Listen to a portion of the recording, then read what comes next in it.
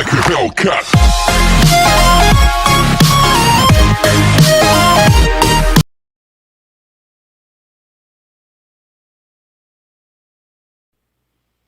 Hi, my future wives on assignment. It's Yvonne, the Motivator Man, back with you again. Bless the Lord. I hope everything is going well for you, and just wanted to take a moment to encourage you. We all know tomorrow is February 14th, and that's the day when all of the lovers and the flowers and the hearts and all the balloons and stuff come out. And being single, you may not get that. Your office may be flooded with flowers from loved ones to everyone else, but maybe not to you. So let me give you 2 tips. Why don't you just call the florist, order some flowers, send them to yourself, and then when they arrive, everybody's like, oh my goodness, you got flowers. And you say, yes, someone loves me very much. And they do, it's you. So you have your flowers. You don't have to worry about an awkward moment if that's what you need. I want to talk to you tonight about the meantime. While we're waiting for our husbands, there's a lot of things that we need to do. One of the things we need to do is to get our finances together.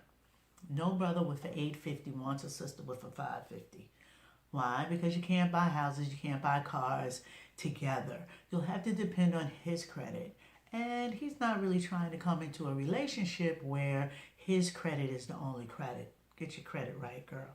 Get your money together. If you know you're spending all the time, teach yourself, do I want it or do I need it? If you need it, of course, buy it. If you just want it, why don't you save up for it or just wait until a time where financially you're better off instead of going into debt for a Gucci bag. Yeah. I'm not that chick, but I know a lot of people that just can't survive without the new bag, a new shoe, a new coat, or whatever. Listen, for those of you that are childbearing age, you're getting married, you're having kids, trust and believe you will have to deny yourself a lot of stuff just so your kids can have what they need. Learn to cut back now. For people who are not raising kids anymore and you have grandkids like myself, like this picture right behind me, my granddaughter, I don't have to deny myself. I can really buy what I want to buy as long as it's within my financial budget. If you don't have a budget, learn what a budget is. Put yourself on it. It will save you a whole lot of time and arguments when you get married. Don't let money be one of your first or major arguments in your relationship. Second thing, you got to get your health together. I hear a lot of women say, oh, I'm going to lose weight so I can look good in that dress. If you feel that you have a few pounds you need to lose, sis, shed those pounds right now. Get them off now. Why wait until you're getting married and then you have to do a crash diet so you can look a certain way in a dress on a certain day? Just get healthy now. I'm going to go to school once I get married.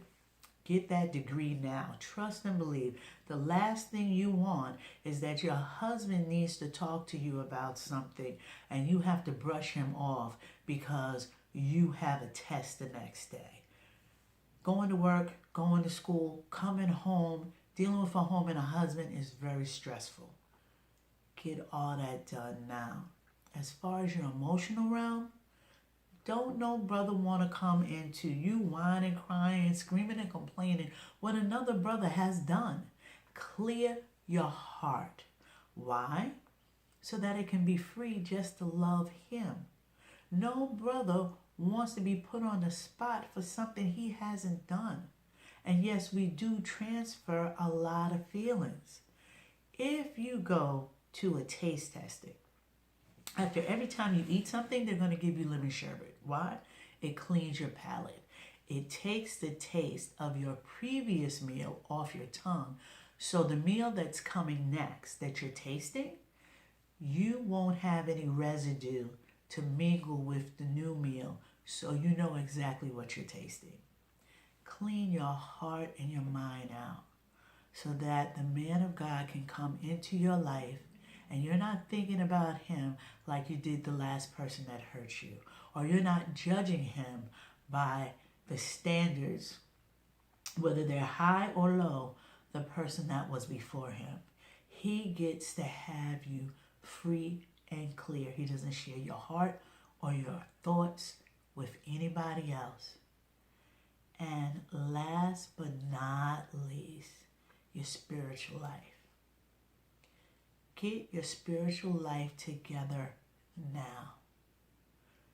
Know and seek God for yourself now, so that when the time comes and you have to pray the man of God through, you won't have any problems.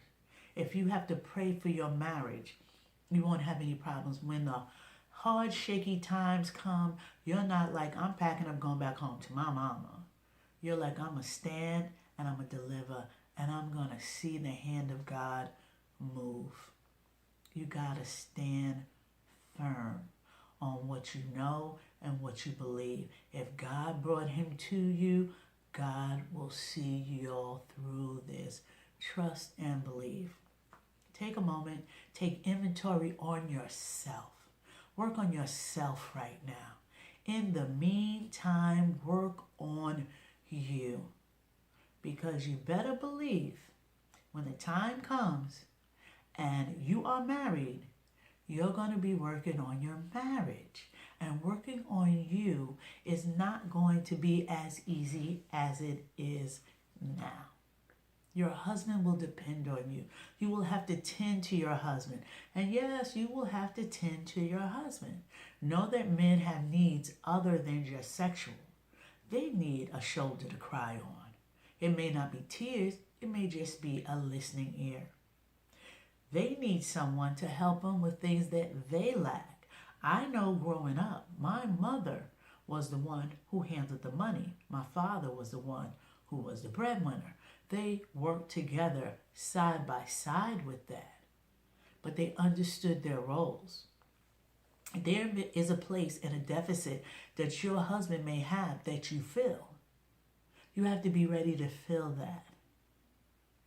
You have to be in a position not to point a finger and say, seriously, you can't do that? No. As his wife, you uphold him and you fill that gap. Just like there's things in you, he's going to fill that gap. I know for myself, I get flustered, especially with electronics. I don't ever want to speak to Sprint again once I'm married.